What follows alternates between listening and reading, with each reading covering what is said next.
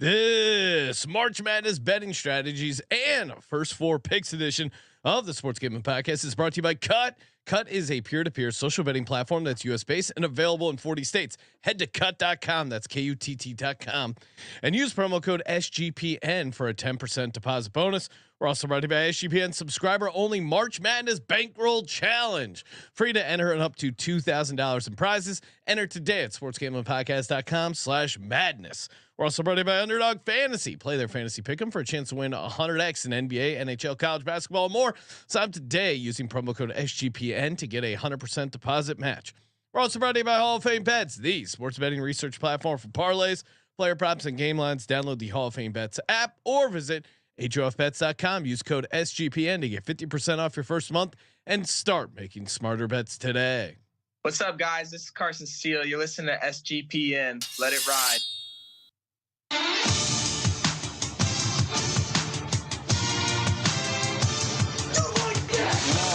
Cox. He's one of those guys who will get penetration.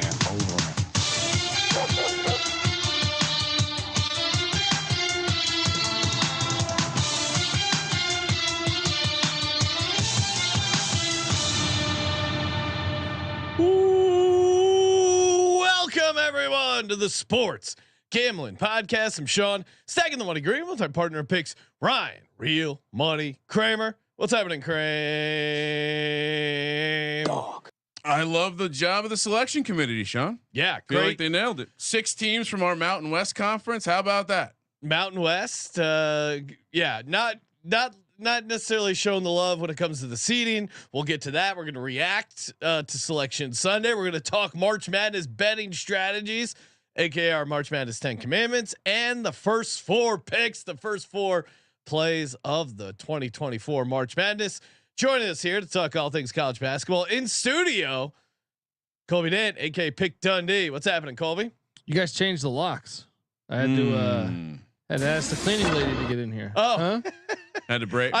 Well, changing locks. I assume Colby was talking about. I told you. Well, hey, when I heard that there was a half point move, I had to change my picks. Oh, I thought It's called being sharp. You know what I mean? I thought you guys were having a Drew Lock conversation. Oh yes, Speaking Ryan. of changing locks, Ryan, are we sure the Bears aren't keeping Justin Fields? That was a fun ride. I'm sure now. Okay, I'm sure they're not keeping him now. And I was pretty right on the compensation. we're not here to talk NFL. We will be doing some bonus NFL episodes. People are mad that we haven't talked. Well, NFL. we are an NFL show primarily. NFL is the bread and butter, the Sports Gambling Podcast, but we're in college hoops mode. Colby, give me your instant reactions to the brackets. Oh no. Look, I mean, I feel like I get a bad rap for talking negatively. Oh, because you hate everything, but yeah. No, Besides that, I love life. I love life. The thought of filling out a bracket is very exciting. Very fun. We got a printable SGPN March Madness brackets on the way. And real quick, even before you get to it, of course, we're hooking you up with a contest like we always do. sportsgamblingpodcast.com/madness. And this contest is cool. It is subscriber only. So every show that you subscribe to on SGPN, you're going to get 10,000 bonus credits added to your bankroll. So if you subscribe to a bunch of shows, you're gonna have a nice head start there. $1,000 winner take all. 2,000 if you're on the Patreon, and still time to get in on Merch Madness. 15% off everything in the merch store. Promo code Madness. But Colby, what was getting in your craw today? Well, I'm saying like every year you can normally just find like one team that deserved to be in, and I feel like that's why I would bitch for like it was for Xavier 2 years ago, Oklahoma State last year. That's normal, and I'm okay with that because you still had your opportunity to win the games, right? Even though I think they got it wrong, but what happened today was awful. This is like the worst that I can recall. At least I remember like being outraged once in like the mid 2000s at one, but this is the worst one of all time. Why was it so bad? Well, there's so many levels to it. Who got screwed the worst? I think it's subjective, but I would say like to me, of course, the Big East or Mountain West. You know what I mean? Like the Big East and Mountain West got really fucking screwed. Big East is the second best conference in college basketball. I think everyone who watches the games every day would tell you that. And to only get 3 teams in the best, the team with the national champion does seem a little and odd. the number 1 team in the nation, the number 1 team in the tournament. To me, it's odd. Like, yeah, the fact that Seton Hall and St. John's didn't get in. Providence too. I mean, but St. John's is 25 in the nation according to Ken Pop. Oh, I personally think Seton Hall is the one that got robbed the most because Seton Hall has wins against UConn, Marquette. Yeah, like that. Like they've beaten the 1 and 2 seeds, and it just doesn't make any sense. I've always found any of the analytics phony to me. Like it doesn't make any sense to me how you can have Michigan State even in the tournament, let alone a 9 seed, or Dayton getting a 7 seed. The love for the Atlantic 10, and I love the Atlantic 10. Like I grew up like in the heart of the A10. It was a down year for the Atlantic 10, and the overseeding of Dayton, which, like I said, I don't even think they should be in the NCAA tournament. They lost to Duquesne. And they have nothing. The irony is Dayton's best win is against St. John's, who's not in the tournament. So what is giving them that benefit of the doubt here is of saying, hey. Is there a team you're disappointed you're not going to see in there from a gambling point of view? I thought I understand why they're not in the tournament, but Ohio State with the new head coach would have been fun, and they just lost to Illinois by 3 in the Big Ten tournament, but before that they had won 5 in a row. It felt like they were like the perfect team to get hot and go on a run. Came up just short in the Big Ten college basketball tournament. I get why they're not.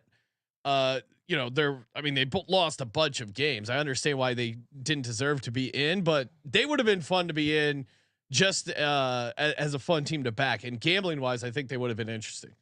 I would say like Indiana State. So per Ken Pom, the best teams in the nation that did not make the tournament, St. John's at 25. Which I think that feels. I mean, even just from a narrative standpoint, like, what are you fucking idiots doing? But even you're not going to invite Patino to the fucking party. Yeah, and they have a shot. Like they're playing a lot better basketball. Wake Forest at 31, Nova at 35, Cincinnati at 37, Pittsburgh at 40, Oklahoma 43, Indiana State 45, who finished with a higher ranking than Drake. Where do they have Seton Hall? Naturally, Ohio State 47, Utah 50, Iowa 52, Providence 54, Xavier 56, and Seton Hall down below UCF 61. But even UCF that 62, doesn't make sense to me. Again, like, these are efficiency numbers, right? This is not play the games numbers, and I think generally there's not a huge gap. I mean, I can't remember the last time we've seen a team in the top 25 of Ken Pom not make the tournament. I'm trying to remember. There were a number of quote unquote bid stealers. These teams that. One that people weren't expecting to win that really probably ate at some of these at large bids, which would have read a little bit. Or it wouldn't have made it as. I subjective. can't help but think of the fact that the SEC and Big Ten are How did Virginia get in?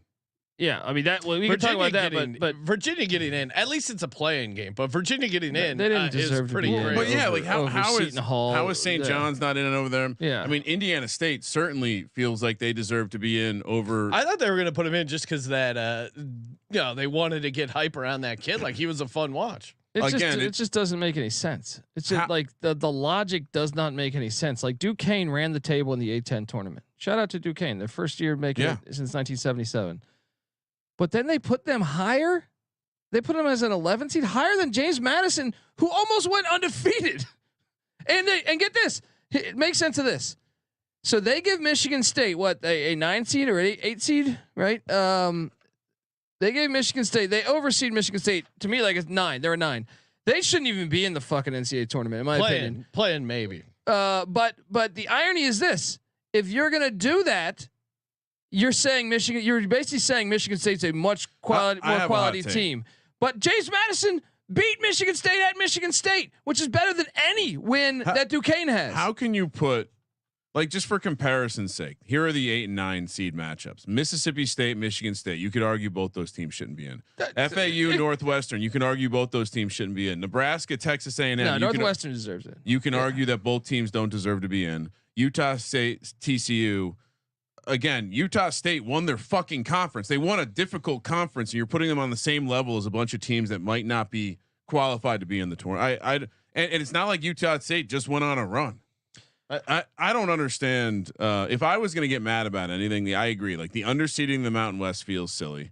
The fact that we crowbarred in UVA, the overseeding of the Big Ten and SEC teams, Michigan State, definitely. Michigan State, Texas A&M, and Mississippi State are overseeded, and then the random love for the A10, the love that makes no sense. Like Dayton's resume is horrible. How the fuck are they even in like that? We need to study. We need to study, but they haven't beaten anyone. Look at the schedule. Dayton's best win is St. John's, and if you're not going to say that, then it's Duquesne. But guess what? Duquesne just beat them. That's not a lot of meat on the bone. If you're comparing Dayton, no, I agree. I would say that the teams that have like the teams that are in that probably, got some help along the way are. I think all of the 8-9 teams I just listed basically, and everyone on the 8-9 line to me feels like there was some special privilege given to put. Yeah, exactly. And right? then, then to put the Mountain West teams that have been awesome all year for like on the play-in games. Like, what's the case against Utah State? Like, I understand their Ken Pom numbers a little bit lower, but what's the case? Like, what is the case there? Why is Utah State being shown the same level of respect of a Texas A&M team we didn't think was going to make the tournament, a TCU team that probably doesn't deserve to make the tournament? I know they're in a tough conference, and to me, FAU as an 8 seed. Well, that one makes no sense. Too. Like, what are we doing? I mean, I think anyway, FAU. You can argue that FAU deserves to make it, but certainly not as an 8 seed. I'm done though. They got 2 quad 4 losses. FAU. Yeah.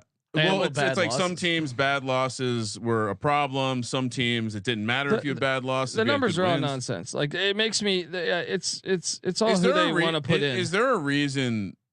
Like I understand a fan poll would be tough because you just have like voting and an alumni base, but how do you not get this to a more practical sense? Yeah, and they don't watch the game. Less teams. I truly believe they don't hire people. Oh no, they definitely don't watch the games. And the guy they had on CBS was actually talking basically along the lines of like, hey, we have 12 members, and when members change, their preferences change, and it's like how do you guys not have a framework? And, among those 12, the Mountain West did not have any. Isn't that fucking ironic?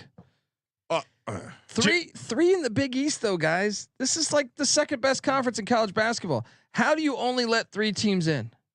Because Northwestern gets in. Because Texas A&M gets in. Texas A&M getting in. I don't know. Not only did they get in, they got in as a 9. I'm okay with Northwestern. I think like Michigan State, A&M. Here's what I think it is. I think the committee watches the major conference tournaments, and when they see some of these teams that they're on the fence about, like Mississippi State, have an impressive victory, they're like, oh, boom, tiebreaker. Even though they lose the next game, it doesn't matter. I'm a Colorado fan. Like I root for Colorado to win every game.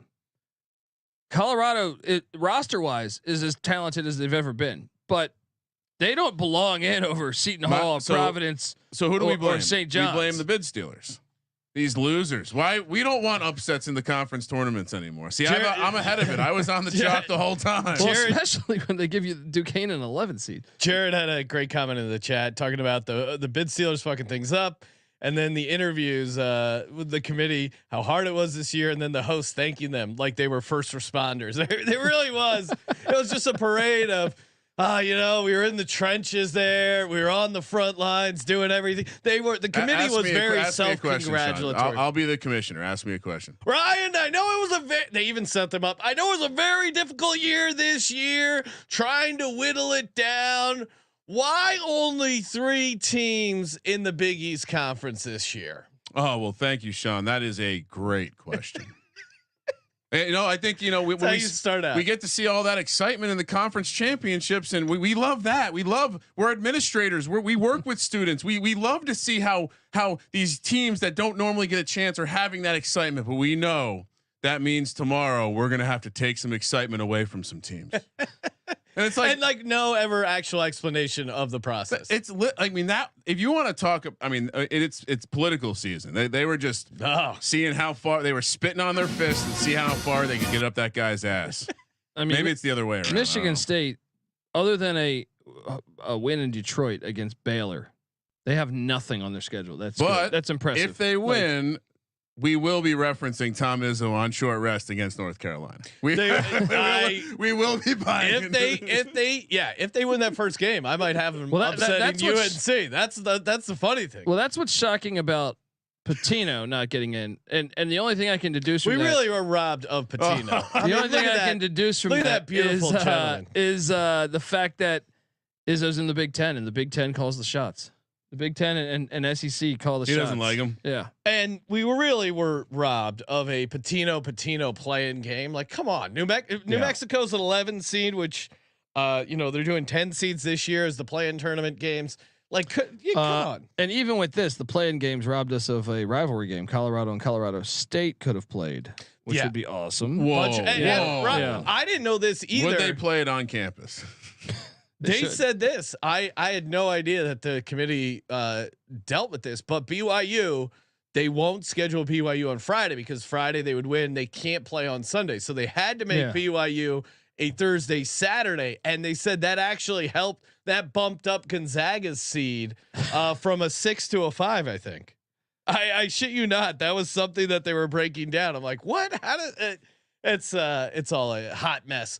But hey, we got the March Madness betting commandments. I mean, come on, it's a clusterfuck, but we're here to give out some picks, win some cash, and of course, what better place if you're betting March Madness? You got to do it over on Cut.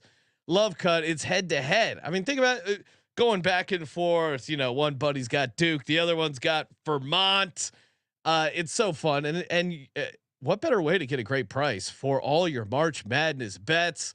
Good luck getting a first half over over a Cut. I feel like our audience makes up a decent portion of the Cut social sports betting crew right now, so we'll see. But who knows? Put out a bunch of first half unders, and you can set your price. You can come up with your own bets. It is just really fun, and of course, KUTT.com promo code SGPN, get a 10% deposit bonus. Kramer, I got a custom bet for us. I was gonna say, is the fact that we have all the degens in the Cut ecosystem influence where we have to set the first half under? So I was thinking, let's get Cut to, or we can send it over to Cut. How many first half unders are we gonna hit this March Madness? 36 games, and I'll say as graded by SGPN on using the first half unders on our sheet. On our sheet, yes. 36. What are you setting the line at? And just so it's extra transparent, the sheet will have a projected number. Yes. And then it will have the actual number when it opens, which is when I'm going to be betting them. So there are 36 games. Yes. Obviously 500 would be 18 and 18. Okay. I can tell you historically, again, we're sitting at 58.9%. Should we just make it 58.9%? Of 36. Let's make it a nice little 60. What's 60% of 36? We should be able to do that in our head. 21 and a half. Yes. All right. 21 and a half. I'm going to send this over to our buddy over at cut.com. I'm taking the over. Smash the over. What about you, Colby? What do you like? Take the over. Colby was telling me earlier, he was doing a hit earlier. And the hosts were asking him if Colby bought into the first half under system that had grown in popularity. Who is asking you? It was I was on the other guys. Yeah, I was on the opposing. He was on the grid. Yeah. I didn't know who specific? Oh, a name. There were two people. There were two. Colby basically lays on a bed and gets raw dogged by the grid. So he might not remember the face. Yeah, I mean, I did do I was all over the grid. They love college basketball, but yeah, I mean, first half. So I would take. I can tell you, looking at the numbers, Sean. Last time it went over 21 and a half, it was 2021, and we all remember what happened in 2021.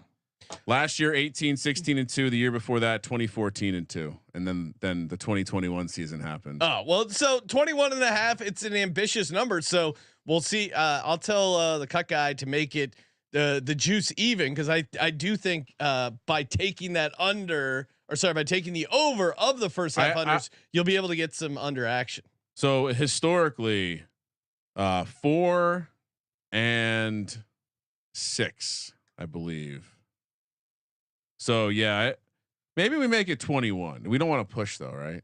No, Okay. I already sent it 21 and a half. Yeah, we're Right? good. No coming back. No, I like the optimism. I'm just saying if people to your point, that will actually make it better. Though sharps will come in thinking they're gonna, and we'll just buy up all that liquidity. I am about to flood the market over. Look out. Where's Kramer's my banker hat?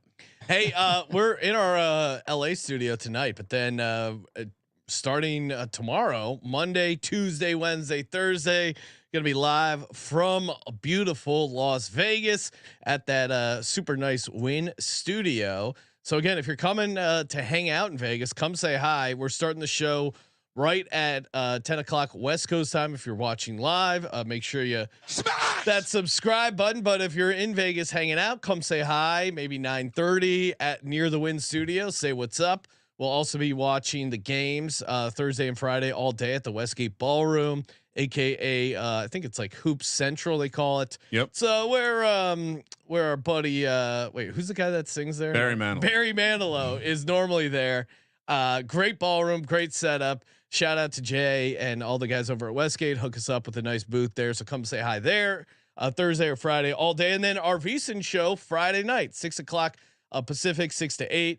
We got Colby in studio, CJ in studio. We're really gonna break the VSiN studio. Bunch of no pants. It's gonna be a wild ass party. There'll be games going on. So I'm sure. Also, if you're a listener, hang out afterwards. I'm still hungover from hanging out with Derek on what was it? It's Friday night, Ryan. Yeah, and it's gonna be a fun thing to track because there's a 10 p.m. show happening in the Win on Friday night.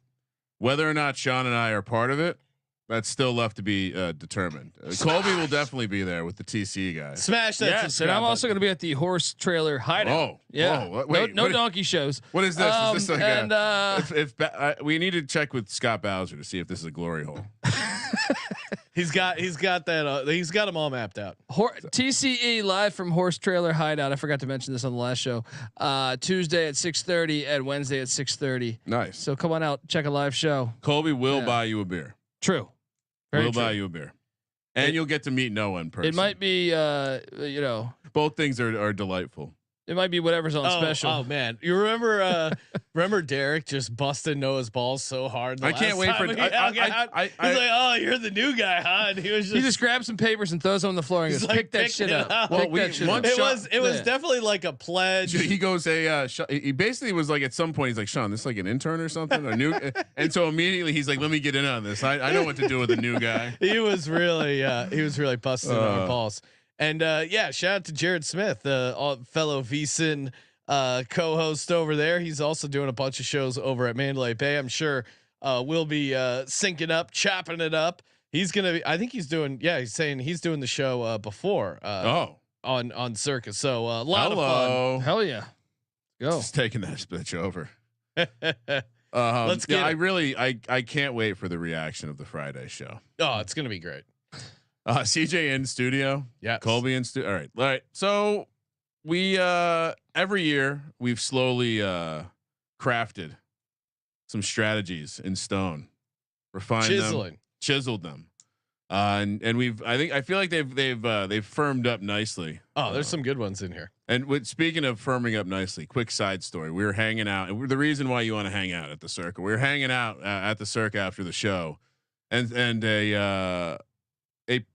NFL prospect's dad who will be certainly drafted in the top. Oh yes, 15, I almost forgot about. Showed up just to hang out with Derek, meet Derek. Big. He's a big. We're getting drunk with the. If you don't know, Derek's a first round pick's dad, and we were getting some nice inside info. It was a very fun. Anyway, also first round pick's dad, such a G-gen. I don't know how I can't root for this kid now. I know. Well, Ryan, stay tuned. You might end up rooting for setting him. up the if some of the stuff he was saying, you guys can follow the breadcrumbs on those. But in person, I'll tell you with my voice. I'll share it in unrecorded format. Yeah, great hang as always over there at the Circa Mega Bar. Kramer, let's do it. All right. Obviously, first half unders. Thou shalt bet all 36 first half unders. Commandment number 1: get the tablet out, write it in stone. Yeah, I was going through the numbers. it's been long term 225, 157, and 14. That's been so since we started the show in 2011. Which you want to make yourself feel old. That is also the same year that the first 4 was introduced. Whew. Well, exactly, Colby. I felt the same way. Old. So we've always done it with 36, all 36, including the first half unders. Like I said, 58.82%. Last year, basically broke even 18, 16 and 2, 2022, 2014 and 2, but 2021 was the reckoning. And I don't know.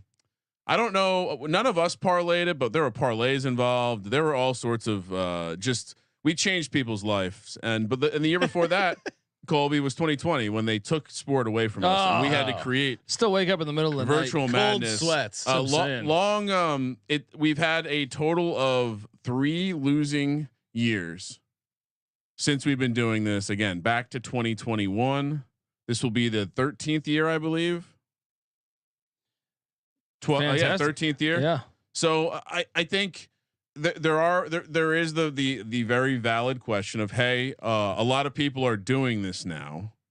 It seems like, the momentum gained from going into a pandemic, us creating sport, then us going on the heater of all heaters in 2021 caused this massive momentum. And over the last 2 years, there's been a lot more interest in the first half unders, which has naturally, we've seen a slight bump in where these numbers are going. And also it kind of begs the question of, do you bet early or do you bet late? I think because typically unders, you'd want to bet late. Conventional wisdoms, unders, you bet late because people love betting overs.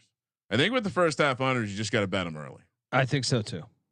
What do you think, Sean? Yeah, I mean, I could go either way because of the popularity of the trend. Yeah, is the thesis. So we want to get the bets in as early as possible. I think, but also these. I'm going to do it regardless. But I'm just, if you're asking me, so I'll tell you exactly what I'm going to do. 100% of the openers will be bet by me.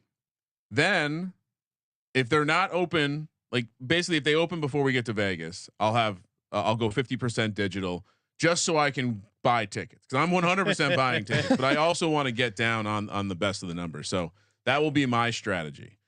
Now, I think the openers generally don't open until 24 hours before, so we might be in Vegas already. Anyway. Kramer, I did slack you the half inning. If people missed that is a. I don't know if you're able to play that video at some point. Maybe we just play it now as we're talking first half unders. Just riff for a little bit. Give me a couple minutes and we'll play it. Yeah, the first half inning video we cut together using some of the clips. I was just watching. It was during my running phase in the pandemic where I looked super skinny. It was a nice little run there. Sean was the big into running there for a while. Now I've switched over to hot yoga, but yeah, I was running a ton. I still have my half marathon medal. So and how have we gone this far into the show and not mentioned Happy St. Patrick's Day? I totally forgot. You guys are wondering why I'm drinking beer and whiskey. It's not. It is weird though. It's not because I have a problem. It's because I'm Irish and I'm celebrating culture. Colby and Ryan deserve a pinch over here. What do you mean? Not a piece of green on them. Oh, come on, get the fuck out of here with your green shoes. There we go.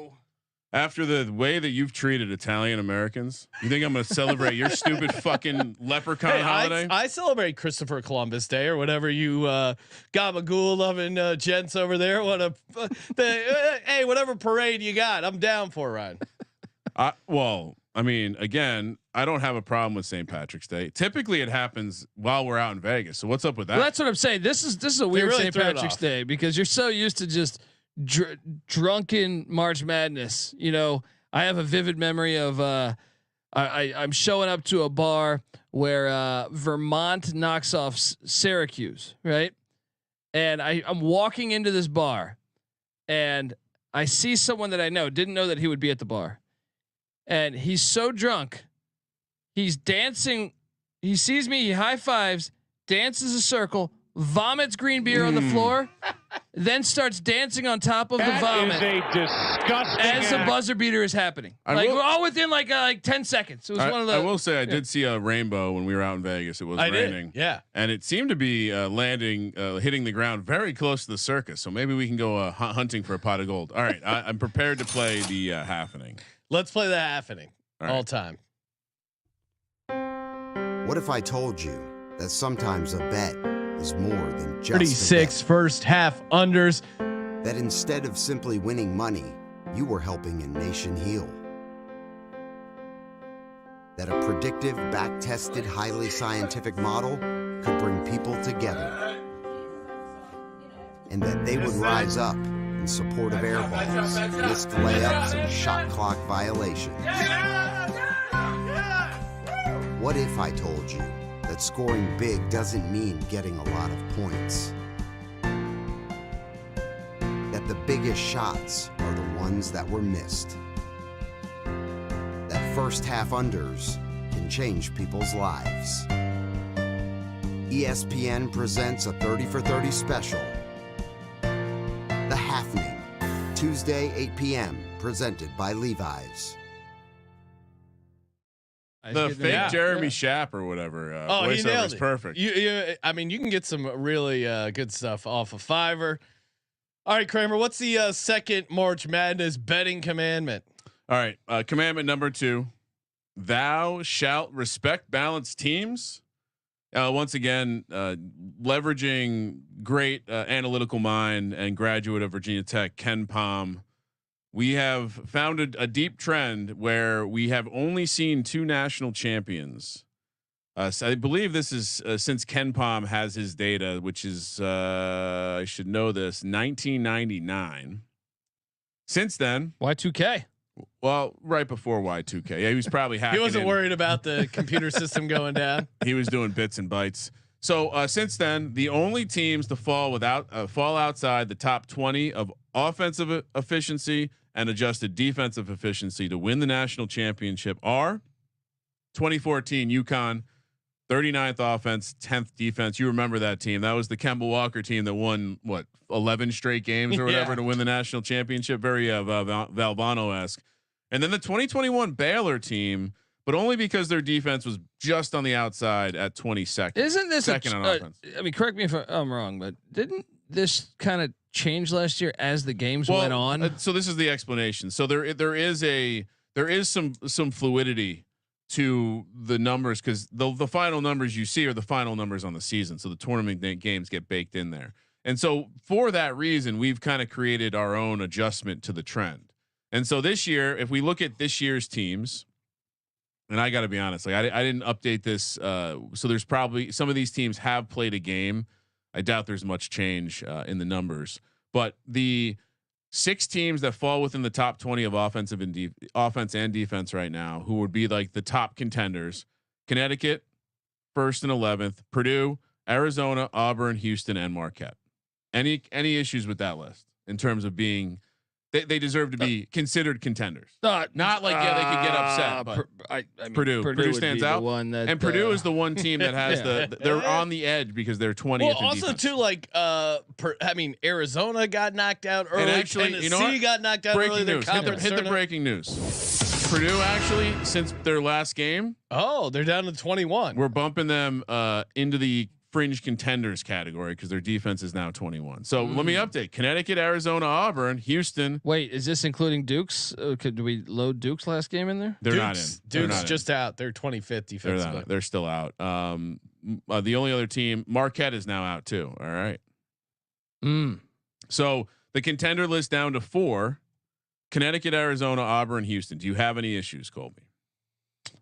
Arizona was my team to play in the national championship or win the national championship last year, and they lost in the first round to Princeton. I think it was you and Jay Billis were like, this Arizona team. And so I'm just not delighted to back Arizona. Yeah, I mean, I get that. I would also say Auburn. I don't know. I think those numbers, the jungle helps so much. It dilutes these. I'm numbers. with you. When I look at this list, it feels like we could pretty easily just leave it to UConn and Houston, and be in a better list. All right. So then the fringe contenders, if we look at offense, top 20 offense, and expand to top 50 defense, and then do the same for top 20 defense, top 50 offense.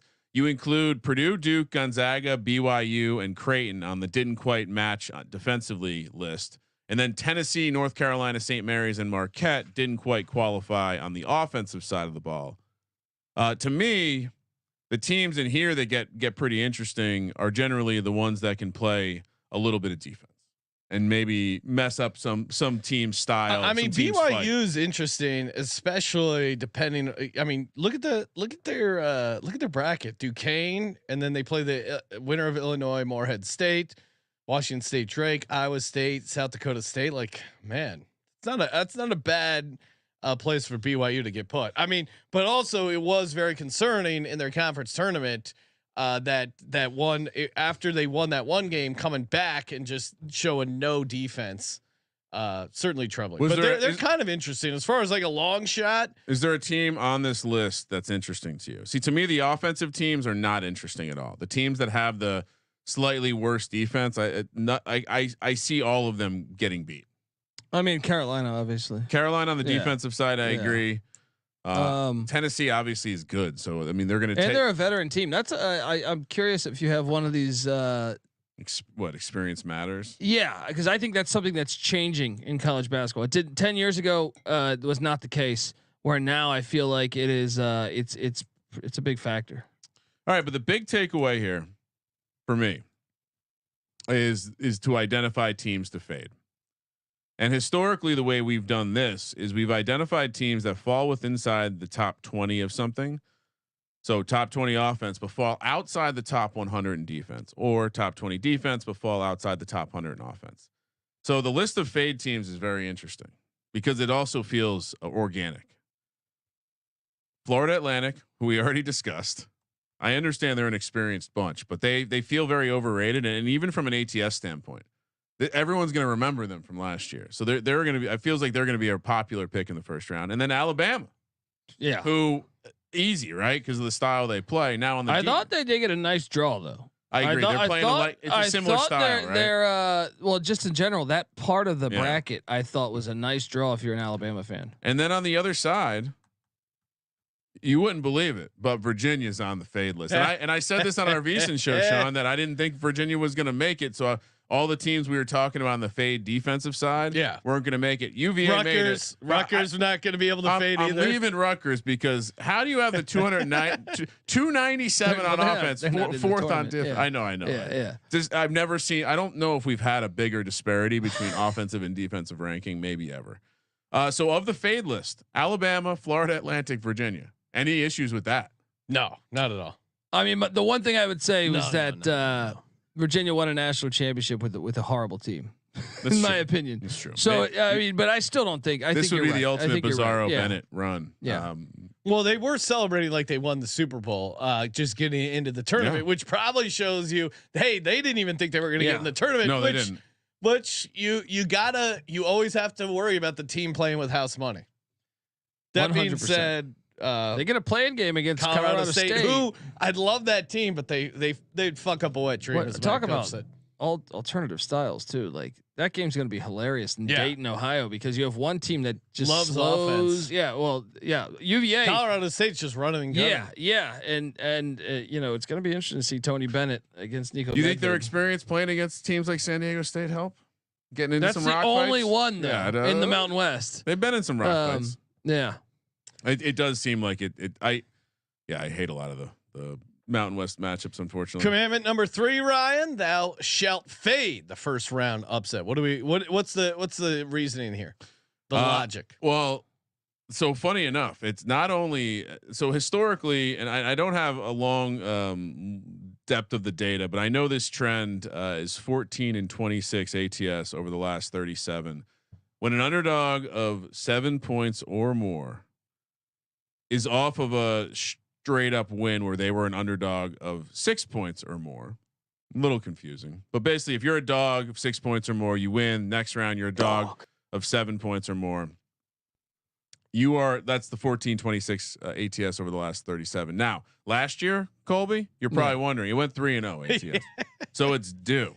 It's due for some crazy regression. Well, that's Florida Atlantic probably doing that, right? Well, they'd have to. So anyone. So we'd have to pull up the odds of anyone. So to be eligible, you have to be catching 6 or more points in the first round. Then win and then still be catching points. So it's basically like more or less the idea that the market's right. So last if you year, were a huge upset, Princeton, for example. Oh yeah, They won and then they won. Dog. Yeah, then they won and they won yeah. again. Think like Florida Gulf Coast a couple years back. Those are the teams that buck the trend. But typically, St. Peter's, I imagine. Typically, you get excited about the team. They get a little bit overrated. They're still catching a big number, and then the blowout happens.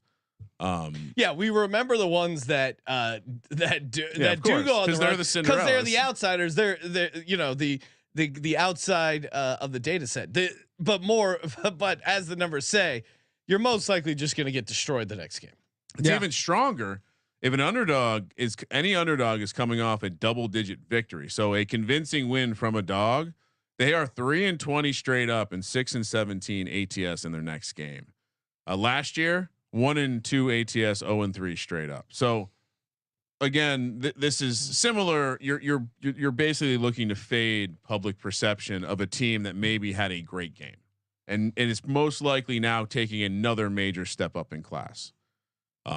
Strangely, the places where you actually don't have that happen is when the 1s and 2s lose, because the 15 and the 16 is now getting faced up against a much typically if you're 5-12, right? Like the step up in class where you're actually taking a step down in class. Now I know you're a chalk guy, and I know we have to fill out the bracket later, but we don't have to. But I thought for you already said UConn, North Carolina, Houston, and Purdue in the Final Four, right? Don't leak Ryan's Final Four so early. We're tease it to the end. Tease our Final Four picks to the end. Every selection show was like, I really like this UConn, and I got UConn and Houston played in the national championship. Can't see UConn losing. How many people have said that? I mean, they're if UConn could get upset in the first round. I was picking up a little Dan Hurley happy with the regular season results. A lot of he was touting it. He said the best regular season he's ever had. Best regular season. We did everything we could. We were so happy we don't got to get on a plane. He kicked out one fan from every stadium. Yeah. Right.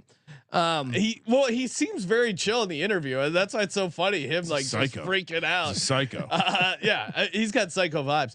But he was like, we went into Kansas, we got it done. Like he was smelling himself a little bit. I mean, he certainly deserves that confidence. Well, they should smell himself. No, I'm just saying. I don't know if they have the hungry eyes to repeat as champs. That's the feeling I got from that interview. If I'm being honest, sir. Yeah, that's fair. See, Ryan already has him winning it all. No. Commandment number 4, Ryan: Thou shalt ignore the seed number. What's the big takeaways here? I mean, I feel like this is almost, if not more public than the first half unders. More or less. I mean, we see this with the betting lines, and shout out to Jared because he was talking about it. I saw on social. Billis was getting upset with some of the spreads. So yeah, I mean, I think we've seen this pretty clearly over especially recent history. But essentially the 5-12 matchup seems like there's a big gap in seed. As we know, it's often quite the opposite, and we've seen it in the number lately. We've seen a lot of these spreads that used to be 8-9 points drop to like 4, 5, 6 points. 5 seeds since 2012, 25-19 straight up, but only 19, 24-1 against the spread. But last year, 5 seeds won an amazing 4-0 straight up, 4-0 ATS. Colby, did you know that this is only the second time in 30 years where all 4 or 5 seeds won last year? I'm picking all 12 seeds. We were just good math. Well, we were just talking about that, and I think this year, look at those matchups, and UAB over San Diego State, I like that matchup though. I think UAB could win that game. I think who can forget Grand Canyon, San Diego State was a 5 seed last year. Yeah, and then you have Wisconsin, JMU. Obviously, like I said, JMU already won at Michigan State. We had McNeese, Gonzaga. Yeah. Last year was an outlier. We had 2 5 seeds last year make the final. Yeah, four. very different. Continuing the trend. I don't have any data, but we see it often. 6-11. You see the 11 seed favored in some cases, maybe like 1-2 points. But 4-13, another upset matchup line that people love to try to take a stab. At least 1 13 seed has won a game in the tourney in 11 of the last 14 years, Colby. So again, this is probably more bracket IQ, like filling out your bracket IQ. But I do think that we live in a time where you have to, one of these small mid-major, well put together teams that is all seniors and probably shoots the ball well. One of them's going to win. So you got to find the one and attack it. And then last one, 15 seeds. And certainly a lot of recency fun 15 seed moments, but 6 15 seeds have advanced to the second round in the last 10 tournaments. Woo. That's pretty crazy. That Hello, Long Beach State. I remember when I was a kid. I mean, the Long Beach State story is great. They fired the coach. He's like, "Fuck you! I'm going on a run. I'm going to win the whole damn thing." Wouldn't it be hilarious if since he won the conference tournament and they got the berth, if he just didn't show up for the It's fucking? like, I was told I was fired. Yeah. I was told I was fired. A key card doesn't work. Sorry, can't get to the game. Be the ultimate fuck you, being like, "Hey, I'll show up if the athletic director's not there." Yeah, really, right? Yeah, Keep that guy away from me. This one's always a favorite of mine. Commandment number 5: Thou shalt respect the play-in game. Of course, UCLA has gone on a little run in the play-in game. Syracuse had a little run. VCU has had a run in the playing game. Ryan, what's the what's the math? Tennessee with Quanzo Martin did as well. Yeah. What's the math behind this? The math behind this. So since 2011, when the Sports Gambling Podcast and the First Four were created, only once has a play-in team not made the round of 32. So what does that mean? That means that obviously a play-in, they have to win the play-in game and then they win another game. So only once this has not happened. So again, for your bracket, you kind of have to pencil in one of those play-in games, and it's not going to be a 16 seed most likely. You're going to play one of those play-in teams to advance to the round of 32, aka the second round. Certainly will be a good opportunity for our Mountain West to buck a trend or two. Colorado Pac-12 teams have done this in the past as well. 5 times a play-in team reached the Sweet 16 and 2 times. So they what, reached the Colby? Final Four, Real quick, I'm looking at the first 4 teams, and we're going to get our first 4 picks straight up and ATS coming up once we get through the commandments, talk strategies. But early look. I mean, you just mentioned Virginia. They won. Oh. They won it all with a shitty team. Of these play-in teams, who do you That's think? such a great quote. They won it all with a shitty team. Who do you think has the best chance of going to run? Certainly not Wagner. Well, although I love that. I love their story. It's tough because Boise State, Colorado, Virginia, Colorado State, all 10 seeds. Yeah, and those are the ones I think you obviously want to circle, but not Montana State, the Bobcats. They got hot late.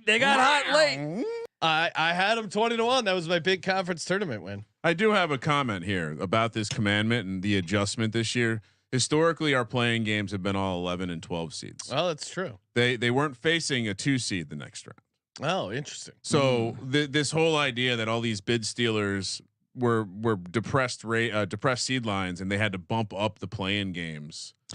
I've said this about Colorado. Like I said, I'm a Colorado fan. I would have not put them in the NCAA tournament for the record. That means they're going to go on a run. No, but that means they're going to go on a run. I'm saying they got the team for it. Dude, that is the most talented Colorado team of all time. Dude, I actually think when I analyze the roster, this is why they would play Marquette.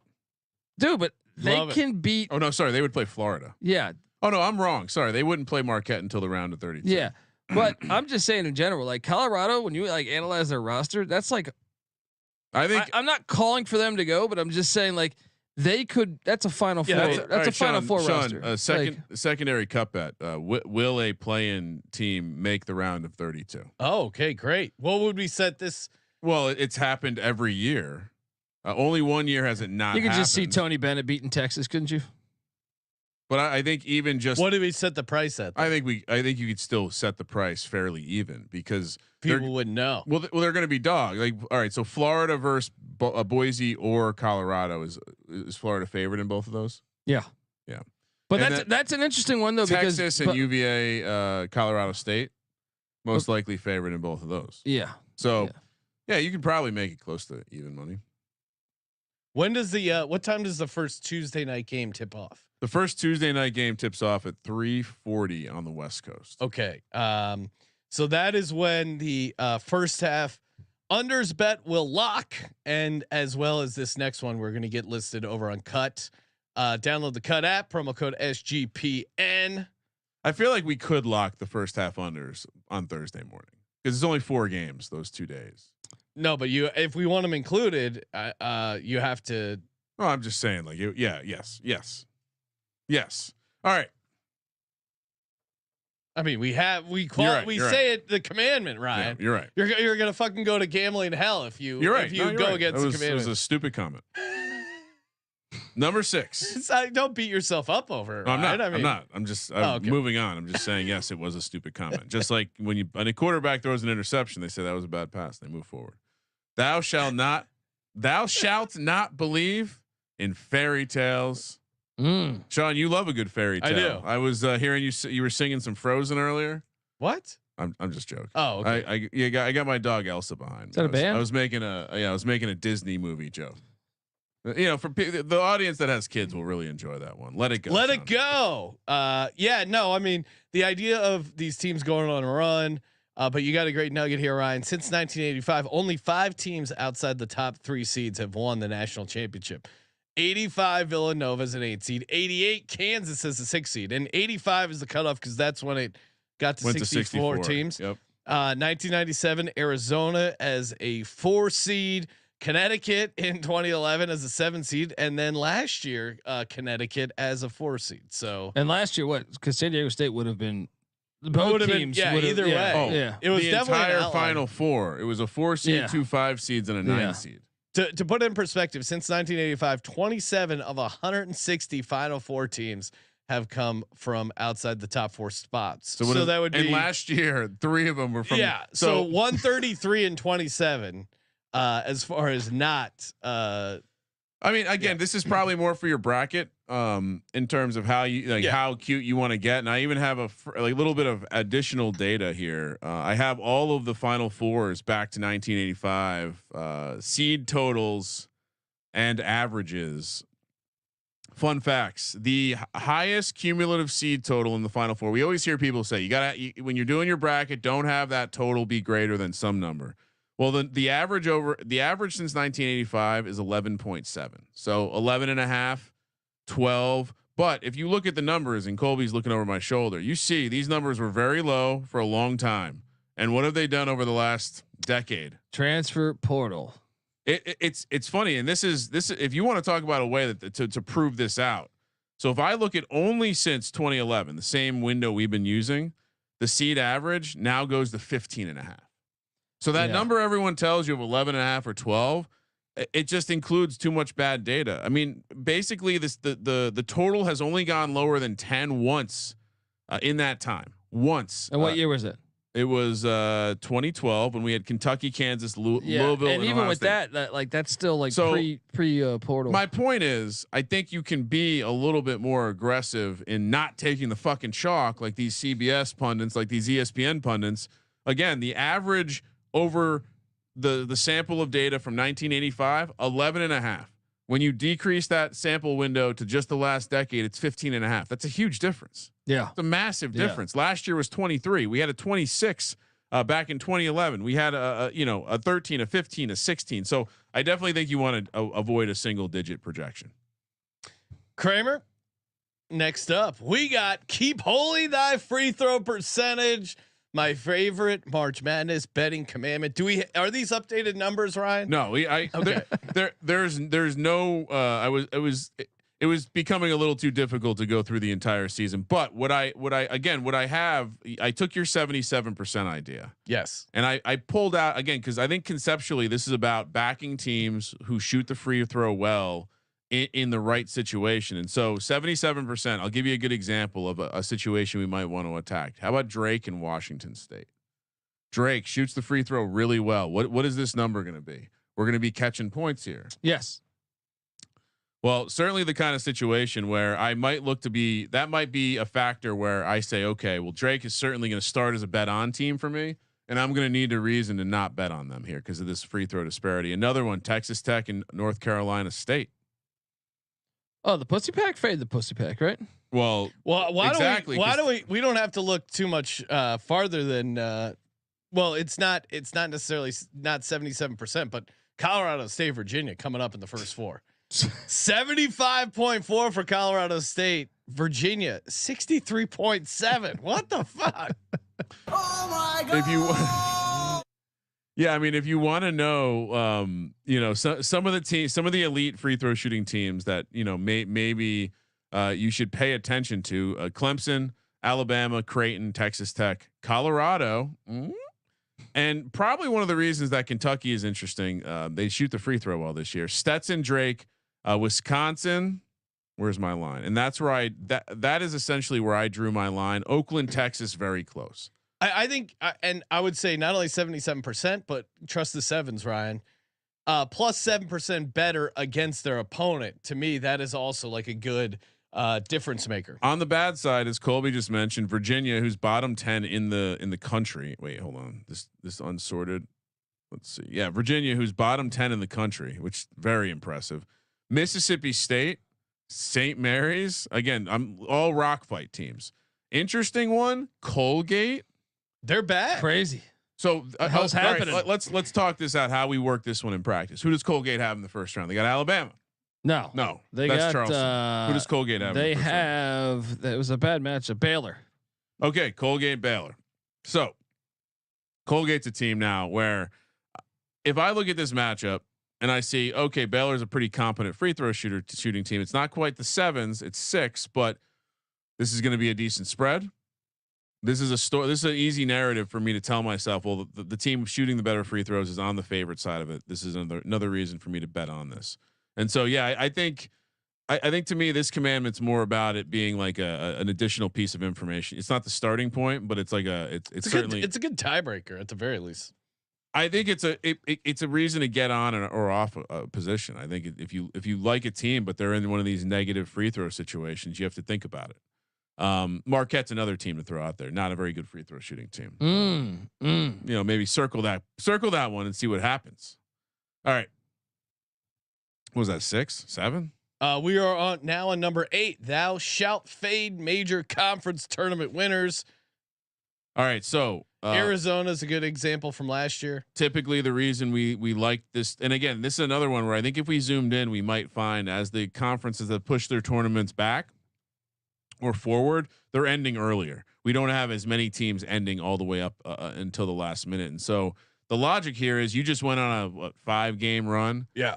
Which is why some of these smaller NC conferences State. do their super like quad bye system. So their teams don't have to play as many games, but NC State to me is a perfect example. I think they went on they went on a run. They poured out a lot of energy, Emptied the tank. Auburn. Auburn to me, yeah. You know what?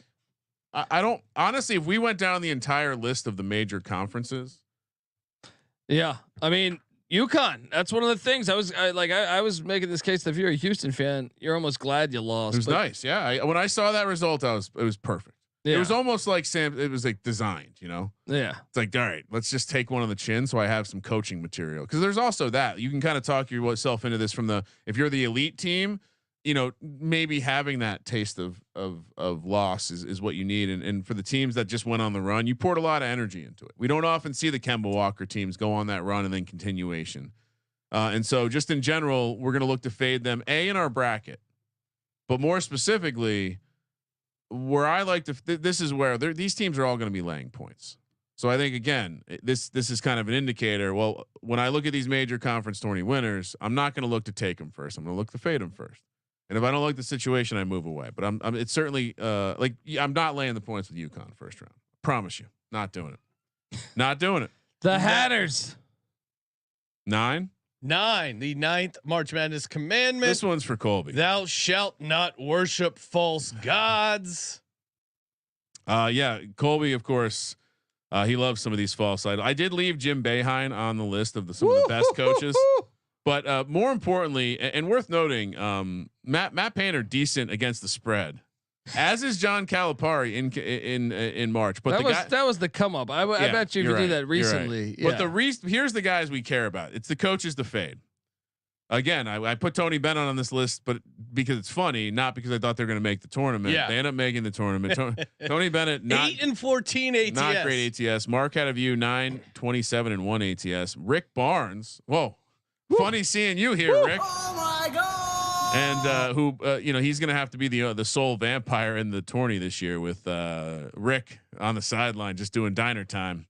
And then Jamie Dixon 9-17 ATS. Granted, with a lot of this is with a different team, Pittsburgh. Yeah. But still, the past couple of years they've been knocking on the door. They haven't got it done. Widowspeak not as strong in the tourney. Maybe. I think to me this is I think we've been waiting for the Rick Barnes fade all year, And so that's the big one. I got it. But them exiting early makes me feel a little less good about fading Rick Barnes in the tournament. I don't. Not. But there's also that stat that teams it's- that lost their first conference game Yeah. haven't Too long. big Too deal. long of a layoff. Too much rest. Yeah. Got him on the sweet spot. It is interesting. Now, All right. do we count?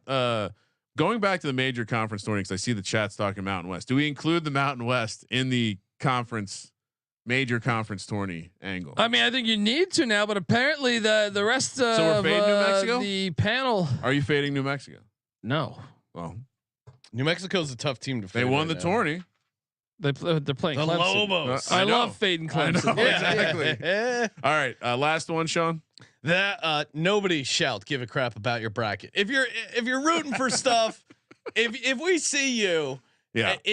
at the Westgate in Vegas and you're rooting for CJ had a great example. These kids were cheering for Purdue against FDU because they had Purdue in their bracket. Unless you're Steve Fezzik putting 40 grand on Purdue at -4,000, don't fucking root for your bets, not for your brackets. No one wants to hear you, especially if it's chalk. Like halfway through, switch teams and start rooting for the Sean, do you upset. Colby's great at this. Oh yeah. Do you remember, Sean, when we were in? I want to say it was like the Harrah's Sportsbook many years ago. Might have been Caesars, and we watched a guy. He had 10 grand to win 1 grand on the Saints versus the Rams. I'll never forget the matchup. Rams money line. It was like back in the greatest. It was Saints. Yeah, Okay. Saints money line. Probably during the peak of Drew Brees, maybe. And the Saints never had a chance. And this guy, he was flexing. He was showing everyone his ticket. He bet 10 grand to win a grand. Easiest, best ROI of the afternoon. I have this visual in my head of him It just scared me of slumped taking over. It scared me off taking money line favorites for the rest of my life. Like people go, "Oh, how are you become a gambling expert?" Just watch a bunch of other losers or lose a bunch of other bets, and you learn what not to do, and inherently become slightly better at gambling. That's what I like about you. It's still gambling, but come on. You've been watching losers your whole life, Sean. There's a lot of truth. I mean, it is like, when you learn what not to do. It's really that's the biggest thing you can learn. Being good at most things is knowing what not to do and when to get the fuck out. When to get off. When to sell your Dogecoin. All right. Hey, shout out to Champs. They're also running their free March Madness bracket contest for a chance to win $1,000. You get 2 free entries if you host your own pool on Champs. So again, why would you not free? You want to talk about EV? Steve Fezzik's probably all over this. A $0 investment for a chance to win $1,000. 2 entries. And all you got to do is go to sportsgamblingpodcast.com/champs. Tiebreakers are determined by who enters first. So make sure you register now. Don't want to miss out. sportsgamblingpodcast.com/champs. And of course, as always, brought to you by Underdog Fantasy. We have been on a nice heater with the college basketball pick'em. Shout out to Colby. And we developed the formula: 1 higher, 1 lower for the college basketball. Yes. When doing the live Underdog read, make sure to do 1 higher, 1 lower on the college basketball pick'em. My crazy 9-1 for the NBA did not come through, but again, use the promo code SGPN, get the 100% deposit match up to $100. Colby, do we want to do one for the Tuesday games? Isaiah Stevens, we got to take the higher 14.5 points. Load up. Well, I mean, but it is Virginia. There's only going to be defense. 21 points in that game, but that's what's scaring me. I'll still do it. Do we fade or do we go to UVA for the under, like a Reese Beekman lower points? What do we like here, Colby? I mean, the Stevens one will hit. I like Isaiah Stevens. He's just a fun guy to root for. That'll hit. I feel like I'm just gonna keep losing money on this Colorado State team. So we're taking his points. Yeah, higher points. You don't want to take his higher turnovers against Virginia. It's Ooh, spicy. I do like that. Spicy. What's his Actually, let's turnovers take at? that. Let's take that. What is that? What is it at?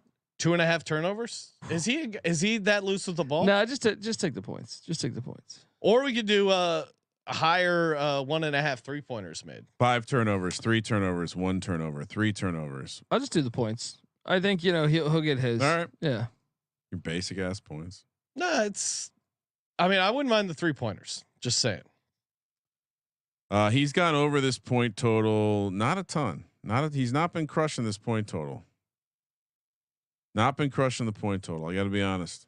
All right, are we scared off of it? I think we might be scared off. All right, what do we want to do then? Do we do Now he's going to dominate. But Yeah. what do we do? Oh, this is the only game we have. Then maybe we do. No, we have this one and it's just Colorado State and UVA. That's what I'm saying. Take. You're the expert. Colby. Okay, we'll go with the threes then. All if right. you feel better about it, go with the threes. Well, I think I do feel better about he's gone over the threes in the same type of clip, and it's spicy, so we got a little juice on it. And let's take the lower on Beekman. Okay, lower points. Yeah, 15.5.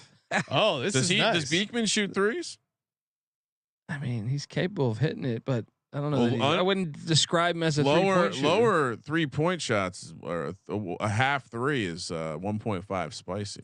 But against that Colorado State defense, I don't know. They're not scrappy around the old 3-point line. I would just take the points lower. All right. I'm looking at his numbers.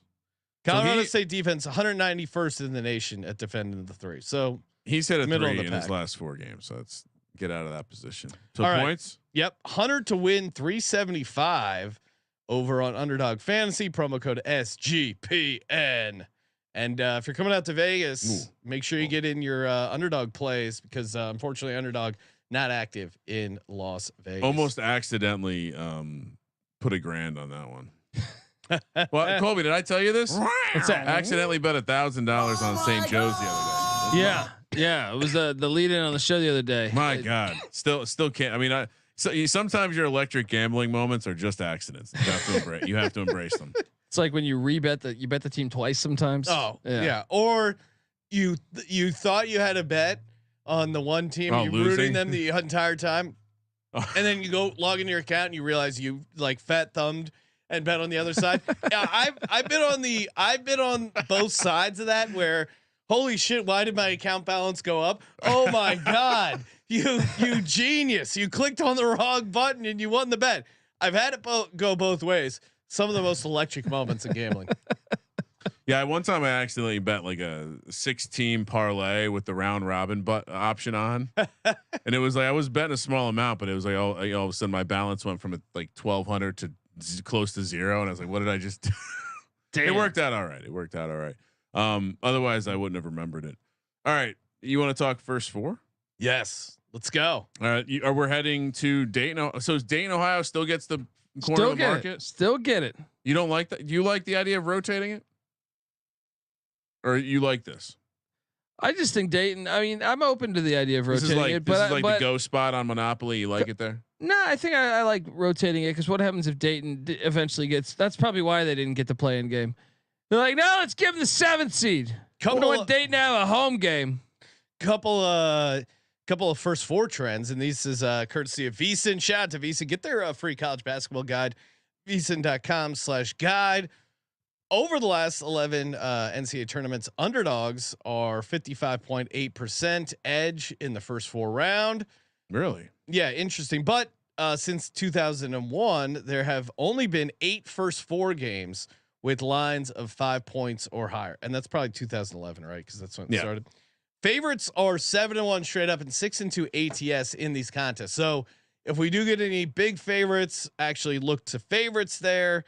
Some more bench spread benchmarks in that same span. Favorites of less than 5 points are 26-22 straight up, but 19-28 and 1 ATS. So small favorites have struggled. Big favorites okay in general, seemingly for the dogs. This one though is pretty crazy. Outright winners have gone 35-3 ATS in the first 4 rounds since 2013. So if you think the team's gonna win, take them to cover because I mean, look at that. That's a crazy win and cover is the biggest, strongest trend from the first 4. All right, so this game is on Tuesday, March 19th, 3:40 p.m. on the West Coast. Like I said, Dayton, Ohio. We've got the 16 seed Wagner out of the NEC. Let's see if I can do this and get it all right off the top of my head. And then we have Howard, the Bison, which shout out to them for using the right mammal name. The Bison out of the MEAC. Howard laying 2.5, -145 on the money line, +125 for Wagner. Total is 128.5. I project the first half under will be around 59. I actually have a range But my best guess will be 59 on the first half under. Sean, we watched Wagner. I like Wagner, man. They went on the Stat road rats. back to back games against the 3 best teams in their conference. On the road, they won. I believe they did it with 7 healthy players in the championship game, which is almost like a rec league story that you tell your buddies. Like, yeah, we had to only strap had 7 up guys. That's all we need. It's almost like when my dad filled in for a rec league and he had dress shoes on and was getting black marks all over the gym. Oh, that was hilarious. I like Wagner. I like this Wagner team. I understand you look at the advanced stuff. Howard is better, but the one Howard 20th or 19th in the nation from the 3-point line, but that's Wagner's sweet. That's what they do best at defense is defend the 3 ball. They're holding their opponents at 29.8% from behind the arc. I'm all over the what are they? Seagulls? Seahawks. Give me Wagner, which is I mean, you don't see any Seahawks in Staten Island. I'll tell you that. Maybe it's maybe Russell Wilson looking for some action, but and Wagner has 4 days of rest advantage, right? And that would be interesting to see How much that matters. well, because I would if Wagner had just played, I kind of almost want to fade him because they certainly dumped the Gatorade getting this run, winning the tournament. But Howard, I think in a weird way, may have dumped their Gatorade, and they're 4 days of rest advantage is a big difference. I'm on Wagner here. I'll take Howard. I mean, you mentioned all that, but you didn't mention Wagner's 306th ranked offense. No, I did say that you look at the kind of the eye test metric test. It's bad. There are a couple things they do well, and this is a mojo play for sure. Well, I like experience, and Seth Towns of Howard is finishing his 8th season of college basketball. That is a guy that's 30 years old. Did he play with Wes Unseld? Elvis Hayes, did he? Look, Seth Towns, Bryce Harris, too much.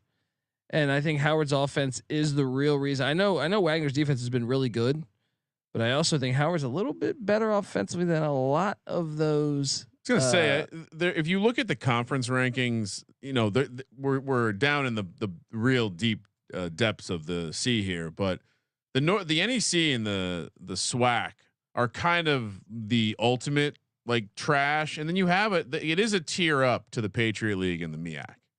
And I think to give you an idea of the gap, it's similar to the difference between like the Horizon League and like the MAC, which is pretty solid. Like that's a pretty big gap. So to see this number being sitting at 2.5, I see Ken Palm's projecting 2. So always converge towards half point of value on my half point of value. My biggest issue Wagner Seahawks is like this Wagner team is still banged up, and I think to Colby's point, but they're coming off a full week of rest. Yeah, but I mean they didn't have healthy players. I think it's one thing to get rested; it's another like how many of these guys are going to be back? Do we know they're not coming back? We're talking about Wagner. You think there's any sort of that we got to get the carrier pigeons or the whatever the I'll text my buddy who went there. I'll send some rats with the stat rats. I'm in the same position as Colby. Rare chalk play for you, Ryan. Rare chalk play for me. I know I appreciate the handicap because that's exactly what I would say if I liked Wagner. I think the handicap, like looking at the way that they defend, they're a good matchup. They on paper they're a good matchup for this, but I do think class step up here. I'm laying the 2.5. Nothing better than the first half unders in these games. Because you really get to appreciate how no matter how good they looked in their conference tournament, they're going to look like ass at times in this game. All right, 6-10 on the West Coast. Colorado State, the Rams, love Fort Collins. They're taking on a team from another not so beautiful place, Charlottesville, Virginia. Colorado State laying 1.5. Shout out to the Mountain West. -130 on the money line. UVA +110. 119.5 the full game total. I'm projecting the first half total will be in the 55 to 55.5 range. I mean, every year there's a team where people are like, "Oh, how did they get in? They didn't even think they were going to get in themselves." I like Colorado State, but doesn't Virginia just mess with their day and like all of a sudden Virginia's the team that goes on the little mini run? Colorado State's going to get a bunch of the money, I bet. And oh yeah, if they are, I have a feeling. Thou shalt not worship false gods. Now the free throw shooting for Virginia, like if they could just make a couple. We got free throws, we got two commandments. You guys, we just read off the commandments. I haven't given you a pick. I'm giving you a narrative. We just genuflected. We prayed to the gambling gods, and then you just spit in their face with blasphemy. All right, give me my music. Already? Let's go. I don't want to root for Virginia here. No one. Give me Colorado State. Look, we've got a Benedict side. Let's go. String him up for treason. Colorado. I mean, the free throw discrepancy is crazy. Tony Bennett ATS. Another one. This it's a terrifying matchup if you're Colorado State. Yeah, because Virginia has a really good defense and experience, but this Colorado State team's also kind of playing with house money. I mean, Colby, no one had them going to the tournament preseason, right? No, I think some people did. Yeah, they were good. They beat Creighton. They beat Michael Crichton at Creighton. Last year? No, but I'm just saying. I'm saying coming into the year, still Isaiah Stevens coming back. He could have went to the NBA. There was a little hype around them, but they also have the best player on the court. That matters in the NBA. I don't think that often matters especially against a team like Virginia. That would be my angle there. And I think, to Colby's point, the reason it's terrifying is because they'll find a way. Well, and guess what? What is Colorado fucking lazy at? Defending the 3-point line. I hate UVA matchup. And I would terrifying matchup. You know what the problem is? I need UVA to advance so I can once again taunt their fans at Hoop Central when they lose in the actual first round. As much as I like, and did you give out the Mountain West trend? Do we have that data yet? That's another one that's really scary. They're horrible. Yeah, the Mountain West has done badly. But this is the reality. They get misseeded every year. Well, but that's part of it. But they're not being. If anything, this is the gift, right? Yeah. I don't know. I think every year we have a team that people get really upset about. It's been your Syracuse Orange in the past, Sean. They're like, this is ridiculous. Orange man. They were the Orange men back there. Yeah. They're currently the Orange. I every year it happens. Every year it happens. They have women on their team. Every year it happens. I mean, they might. It's UVA, it's Charlottesville. They're progressive. Every year it happens. And it's usually the team that's most unfit to be in the tournament that then gets the juice. And as much as I don't like UVA, Tony Bennett is a good coach. And what did Colby say? They won with a trash team. Dude, they beat Florida this year. I mean, all right, you know what? Yeah. Let's move on. I don't want to say any more nice things about Virginia. 8-19 ATS. Just remember that, right? I want to root for Colorado State. Then root for them. Nothing's stopping you. Colby, you know they can win by 1 point. Wait, he's not taking Colorado State? No, he's taking UVA. Wow. You're I'm right. Wow. I know. It's sad. I'm gonna have to text Bud Foster tonight, Sean. All right, give me Colorado State. But I wanted to make sure that people listening understand what to do. Wink, wink. See, bullying works, everyone. Reminder: smash that subscribe button. Hit the thumbs up in the chat. I want the Discord to have a nice UVA position. All right, let's head over to Wednesday, 3:40 p.m. on the West Coast. And reminder, like Sean said earlier, 10 p.m. on the West Coast live Monday through Friday, doing Vegas shows, talking all the games, and I'm sure we'll have some Vegas stories too. Grambling. I feel like I say that wrong. Grambling. Grambling. I'm definitely saying it wrong. And it's Grambling State, right? Yes, Grambling technically. Yeah. They're 16 seed. They're out of the SWAC. And Montana State, who was the surprise victor of Big Sky. I'm trying to do this. I'm trying to impress myself by getting it right. Montana State laying 3.5. The Bobcats -180 on the money line. Grambling State +150, 135.5 for the total here. The highest total we've discussed so far. Projecting this one to open somewhere in the 62.5 to 63 range. I always wonder if I should try to project it accurate or if I want to bump it low. So when it comes out higher, I feel like I'm getting a better number on the first half unders.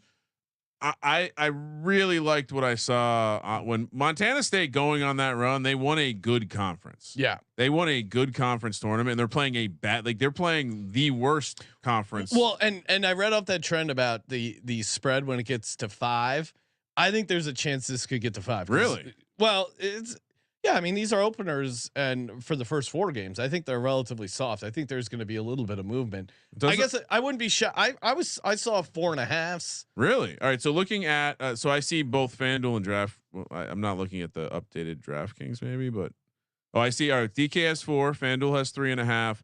The opener in this game was 4.5. So maybe it's been bet the other way. Yeah, because I saw 4.5. I guess I wouldn't be shocked if it gets to that 5 where we're talking about these. It fits that trend. Well, I think that Montana State, to me, this is the biggest mismatch in the first 4. Well, yeah, I'm with Fred you. agrees. And I think the numbers even dilute. You know, they lost their whole team. Matt Luggy comes in, former Lehigh Mountain Hawk basketball player. And assistant head coach for a good 7 years there, and director of basketball operations, Sean. Yep. Look at this Montana State offense. They're top 50 in a lot of advanced stuff.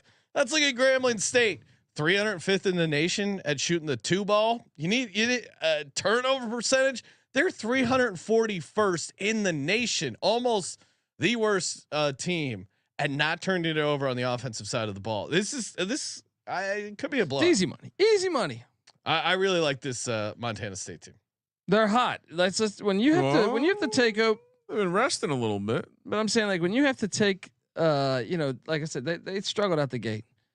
They lost their coach. A lot of their key players from a year ago. Raekwon Battle was one of them. That West Virginia. It takes time to grow that continuity. New offense, new defense. So I'm with you. I just think they're better. They're in a different class to me than Grambling. Yeah, it certainly. This will also be a game that tests kind of the fitness aspect of it. How much rest have they had? They play a very short bench as compared to Grambling, who plays a very deep bench. But again, I think it is important to call out when you look at the comp, like it is hard to look at some numbers. I understand they're meant to be normalized over the entire nation, but some of these conferences just aren't as good. And I think the SWAC, Ken Palm agrees, the SWAC is the worst conference in the country, and it's pretty significant, the difference between the Big Sky at 22nd and the SWAC at the bottom. So yeah, I'm with you guys. I guess I'll lay the point. I'm shocked to see the projection here from multiple places is short of this, which is maybe why we saw 4.5 go to 4. Like Ken Palm has this at 2. Yeah, interesting. So I don't know if your number is going to move all the way. Maybe it gets out to 5. Certainly means we got some CLV in our pocket. All right. We've got the final of the first 4 games taking place in Dayton, Ohio, 6:10 on the West Coast, Thursday, March 20th. The 10 seeds of Colorado, who are Buffaloes, not like Howard Bison, Buffaloes, and Boise State, who are Broncos. Sean, another fun encounter we had while hanging out and chopping it up with the parent of a future first round pick. We also got to meet the Pimpo, the Bronco pimp guy. I didn't actually get his name. The Boise State super fan. Yeah, Do you know who we're talking about, Colin? I do know who you're talking about. Yeah, he was. They're friends with the Circa is very friendly to the people of Boise State. They had a local radio show come down. Nice. A lot of Mountain West stuff going on. So the whatever his name, I'm just gonna call. He was somewhere between Zorro and a pimp, but themed in Boise State colors. It didn't strike me as the kind of guy that's going to go break a Bronco out in the wild. Seemed like he was going to go. Talking about Voodoo Daddy? Voodoo Daddy. Yeah, okay. all right, that's his name. Voodoo Daddy definitely not riding Broncos, but maybe taming something else. All right, I'm going to set. I'm going to send the photo of Voodoo Daddy to Josh to pull up because this is it's amazing. Just imagine us hanging out at the Mega Bar with this guy. We're trying. Well, and he was all. And it took me a second because Circa was doing this fun '90s party. if you watched VSiN, Derek did the show in like a Nirvana shirt and very casual Derek, which he normally is in the suit. Yeah, so we were hanging out with Voodoo Daddy. I don't know if he's got like a Boise State grill in there. So let me help the upgrade because that jacket he was wearing there, he has a version that is fur or like feathery, like very pimp. Like I 100%. And he had a grill on. Yeah, I thought he was coming from the '90s party, but he was dressed in in the Boise State apparel. I said, "What's up, man?" He goes, "I gotta kiss the ring. I gotta tell Derek thank you." I'm like, all right. I gotta come pay my respects. I'm like, Derek's busy right now. Anyway, shout out to Boise State. No, it's fun night. Colorado, Boise State catching 2.5 plus 115 on the money line. Colorado minus 135, 41.5 is the total. Project the first half. This is the biggest total of the first four. So the Wednesday game's a lot higher scoring than the Tuesday game. 65.5 is where I think the first half total will open. I mean, fun that the Pac-12 that Colorado's leaving for the Big 12 could end up being a conference that houses Boise State in the new Pac-12 / Mountain West Alliance / whatever the unnamed. fuck we call it. Yeah. What's a better name, Pac-12 or Mountain West? Pac West. I like having Mountain in your conference name. Mountain 12. Nothing's wrong. Have we gotten any more news as to what's going to happen? They have like a deal where they're scheduling each other, but they're not in yet. They have a 2-year scheduling alliance with the Mountain West. Is the Pac-12 channel still going to be a channel? Do we know that? It's part of where they're getting all that revenue, so I do think it is. That's going to be so although maybe great. they should try to repurpose it. And then there's like some asterisk caveats with like a couple sports are joining other WCC, like baseball. I guess is a big deal for Oregon State. But yeah, no, I think I don't have as much love other than our buddy Andrew Meadow or whatever his name is. I don't have as much love for Boise State. And I don't really have a ton of love. Not even Tyson Degenhart. I love the name Tyson Degenhart, and I think Colby is the main reason we pay attention to the Colorado program. And I want to say, were we watching them on Friday out in Vegas, Sean? Was that the time's all melting together? But yeah, these two teams, I don't know if I would label either of these teams as bet on teams for me coming into the tournament. Colorado and Boise State. Either to me, I'm kind of not positive on either one of these teams. I like this Colorado team, and to Colby's point, they have a really good roster. Certainly have had some hiccups in the season, and that's why they kind of have to play in here. But again, with the exception of that loss at Oregon, and I think Oregon just kind of. I still don't love this Oregon team. Maybe I'm just being a bit of a hater, but Colorado closed out pretty strong. Beat USC, Utah, Cal, Stanford, Oregon, Oregon State, Utah, Washington State. Like they went on a nice bit of a run here. Struggled with Arizona State, and Cal there middle of the season had a little bit of a hiccup, but I still think they're a pretty good team, at least comparatively to the Pac-12.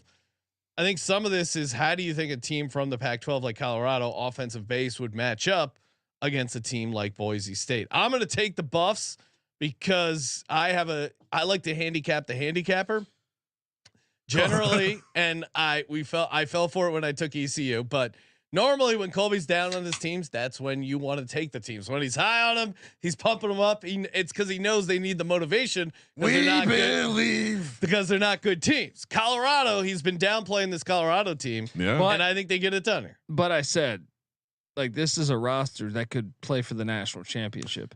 So I'm all over the Buffs here. KJ Simpson. Another thing is I want to talk to Simpson. If I had to defend a little bit of Tad Boyle, I'll say. The team was not healthy that often. Julian Hammond was injured some. Cody Williams, the 5-star freshman, was injured some. And they're 24-10. I mean, some of their losses, they lost an OT game to Florida State. They lost a rivalry game against Colorado State. Did they get destroyed in Arizona? Should they beat Arizona State? Certainly. Should they beat Cal? Yes. But that was a little bit of a hiccup. They lost on the road at Washington State and Utah, which I don't think are necessarily bad losses. Yeah. I mean, Arizona clearly has their number, but other than that, and they lost at UCLA, probably should have won that. But I mean, I think Eddie Lampkin's been a difference maker for them lately. I think the way this team has been trending towards the in championship play there and in conference tournament play has me believe in Colorado is playing a lot at a higher level than Boise right now. Will Prime be there? I mean, there's that too. Dayton, Ohio. Prime. I mean, I just feels like there's the juice from the Colorado football program earlier in the year when they were rushing the field willy nilly. Who knew they were going to start a whole trend of storming? Woo! Prime. I mean, we joked about how Prime was going to change college sports and fix it. Well, he brought the storming back. There's a little bit of juice in this program. I certainly will take them before Boise State, even though a lot of the same things you mentioned about Colorado are true about Boise State in terms of how they've played down the stretch. But when they've stepped up to the top of their conference's class, they generally lose. And so, yeah, and I would just say Arizona obviously has Colorado's number, but Arizona's a very good team. So they were on the contenders list, Sean. Yeah. No, I mean, I look at Boise State losses to like Nevada, only, San Diego State taking them to overtime, losing to New Mexico. And all of the good teams in the Mountain West have given them trouble. Yeah. Basically, unless, with the exception of some home games. Saying in the chat saying this team can compete for the title. Wow, full fade. Oh no! Is that do we have to switch? I didn't say they were going to there. I mean, shit. Like I said, I wouldn't have put them in the NCAA tournament. Yeah, come on. I'm just saying roster wise. He's saying they have the ceiling. Yeah, ceiling. Come on. He's laying the groundwork for playing both sides. Colorado's roster the Kings is better than San Diego State's reasonable. roster last year. Yeah, I like drinking tea. Why are we getting rid of all this tea?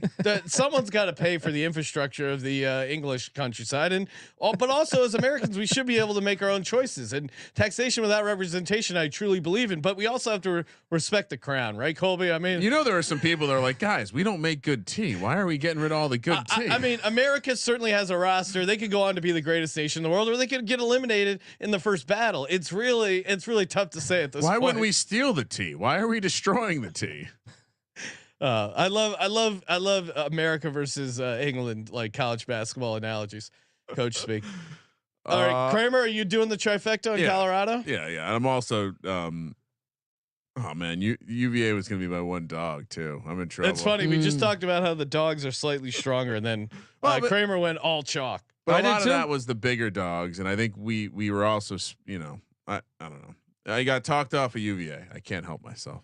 Hey, have you guys signed up? Hall of Fame Bets college basketball product is ready for the tournament. HOFBets.com. Wow, and producer Josh. So producer Josh has been using Hall of Fame Bets religiously. Just sent us another message here. He's hit a 10-1. Josh, bring up that message again. You've hit a 10-1, a 12-1, and I think another 10-1, all on Hall of Fame Bets using these. It's great for optimizing parlays, player props, game lines. 50% off your first month using the promo code SGPN. If you don't like it, hey, you get 50% off the first month. You can cancel then, but like Josh, and again, shout out to everyone who's DM me and giving me great feedback. The tool is very easy to use. I will be using it, I'm sure, for our March Madness picks episodes. Can't believe we're going to Vegas tomorrow. HOFBets.com, promo code SGPN. I was having this moment too, where I'm pulling back the curtain a little bit. Sean and I were out in Vegas on Friday. There was some travel shenanigans. We ended up having to drive. Long story. Anyway, we come home and the wife and kids are gone. They're on a spring break trip. Like, I'm sitting at home with the dogs. Like, why didn't I just stay I could be sitting poolside at the Circa right now.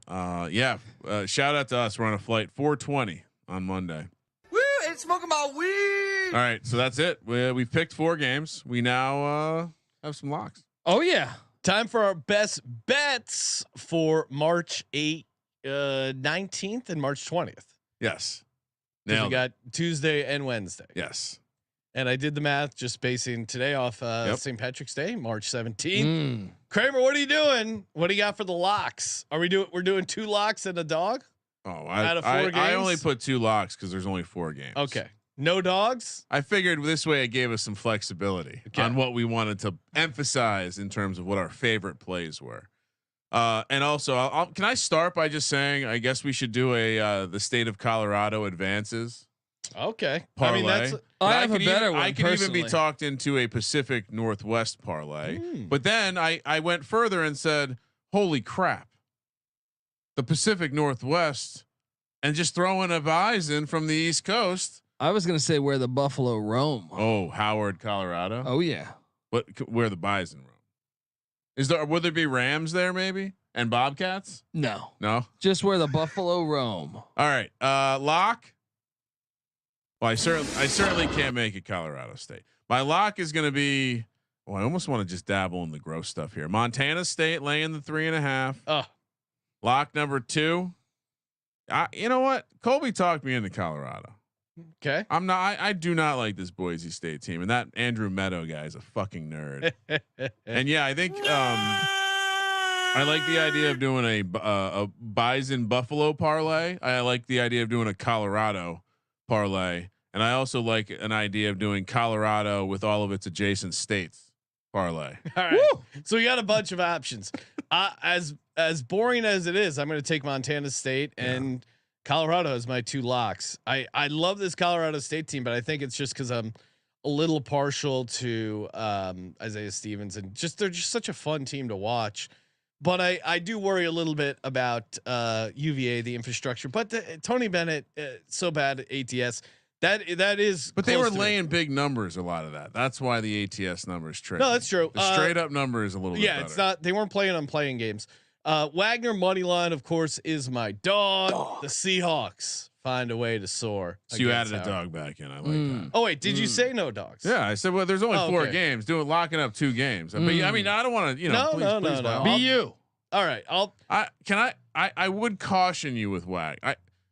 You go watch the way they celebrated when they won their conference. It was all right. Look, end of the road shit. It was like I'll leave it out and I'll use it in my parlay. Oh, Colby, perfect. what do you got? What are your 2 favorite locks? We are going with the Colorado Buffaloes number 1, and then Montana State Bobcats number 2, and we are parlaying. Hold on, has this ever happened? We're parlaying Colorado and Howard.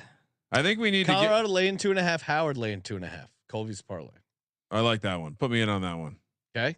And I'll zag a little bit. I'm going to say Wagner money line and Colorado State money line for my parlay. Oh, I like that. A bird sitting on a ram's horn. Yeah, little wildlife parlay. Yeah, do some some live streams where we sketch our locks. Love wildlife. Is this the first time the Discord has 2 locks? Because we triple lock saluted. Yeah, Discord's getting in on the locks. So Discord is locking up the opposite of our picks, Boise State plus 2.5. And they're also locking up Grambling State plus 3.5. All right. I also want to propose the Colorado parlay since we put it out there. Yeah, Colorado Laying 2 the points. steps. Yeah, the state of Colorado advances to the first round parlay. So just money line then. Yeah, Colorado money line. yeah. There's gold in them there hills. All right. You know one of these spreads is going to matter. That's my prediction. The spread will not be dead. Although we did have that trend of 32-3. Yeah, straight up winners. Also covered. Yeah, and I'm saying 1. You're calling your shot. I like it, Ryan. I like I'm saying 1. It's probably that fucking UVA team. Get in on our free March Madness contest, sportsgamblingpodcast.com/madness. And again, it's for subscribers only. Every show you subscribe to on our network, you get another 10,000 credits. It's bankroll challenge. So I can't wait to see Cody's starting balance. well, I like this idea because it rewards. We have a bunch of tired fans who love all the shows on the network, and we got a bunch of great ones. This is a great way to get you involved and reward the biggest fans. And if you give them a head start, if you submit bullshit, you're disqualified. Yeah. No, there's no appeal process. no appeal process. So if someone sends in a screenshot of something they shouldn't, Yeah. I don't need to see that. We will Lemon we will randomly get a couple selfies. I can guarantee that. The best one ever was It's just like a guy taking a photo in a mirror, like, what the fuck? he was doing his review. Yeah. He was subscribing.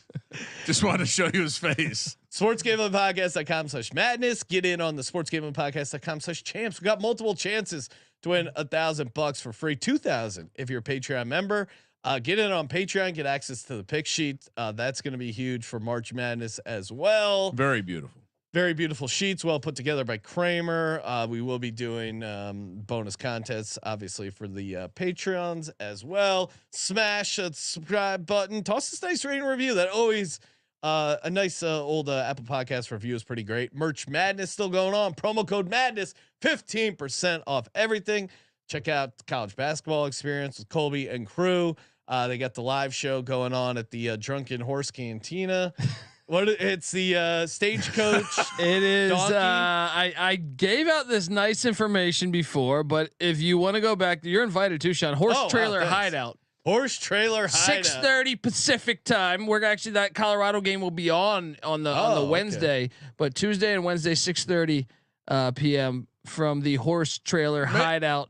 Maybe Sean and I can squeeze it in. Buckham Broncos. Oh, if I fish, can you? Actually, Buffaloes. Buckham, Can you handle my rider? It's 3 Jameson and gingers. No green M&Ms. They have a mechanical bull for you. No, I'm joking. That gets me super horny. Wait, do they? No, I don't think I'd so. love to get caught on video twerking on top of a bull. That looks fun. Yeah. I mean, first of all, no on a mechanical bull. Where does the mechanical bull operator fall on the pantheon of like strip club DJs and other strange, creepy day jobs where you're not actually taking your clothes Shout off? out to Weehawk. He said he got some new merch yesterday, taking advantage of Merch Madness. Thank you, Weehawk. Wow. He's a true DGen. Always appreciate getting tagged in all your DGen activity photos. Great backyard too. Yeah, great backyard, great lifestyle. This guy lives a great life.